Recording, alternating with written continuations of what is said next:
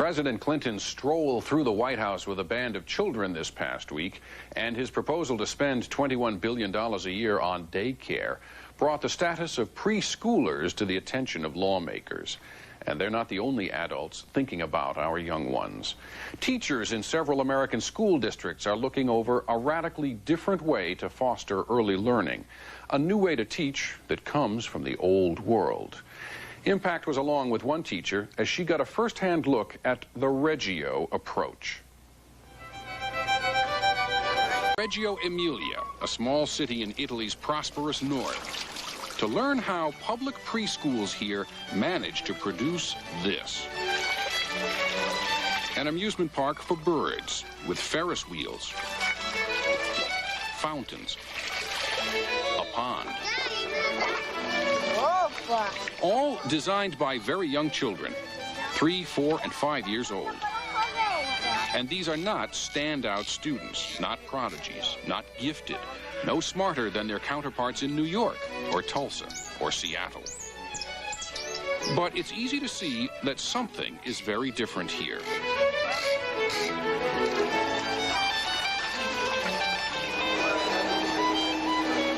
Inside, a wind machine created by 4-year-olds. Their visions plastered and painted into frescoes. Their city in 3 dimensions, sprawling across tables.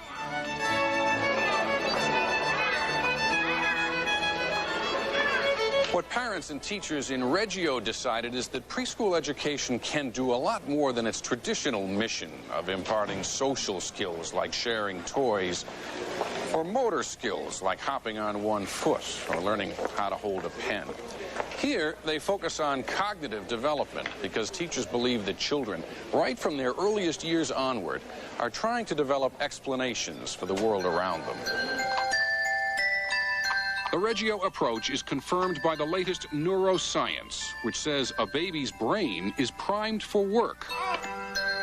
Way before school begins, a child's brain is laying down patterns for learning and emotion.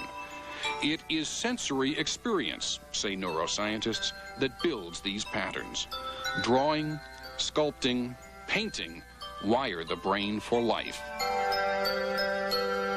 What Reggio teaches us is that even if we knew everything in the world about the brain and about the mind, we couldn't really tell what children could do. And what we learned from Reggio is that children who are 4 or 5, 6 years of age can follow an interesting idea, an interesting object, an interesting experience for weeks or months, bring fresh insight into it, bring imagination to it, create projects, reflect on them, be proud of them, and go on to something else. That means very young children are considered capable of solving very complex problems. It's up there! Up there? The picture is up there. Can you tell me about this piece right here? What goes on is written down and photographed by one of the teachers for a record that will go up on the wall, a document that shows children their ideas are valued and which showcases their work for any student or visitor to see. And in the heart of it all, physically and philosophically, the art studio. Can me and Sheila have all the clay right here? Sure, you can use as much as you want. The Reggio Approach gives children more time with the art teacher and more materials to work with than most schools.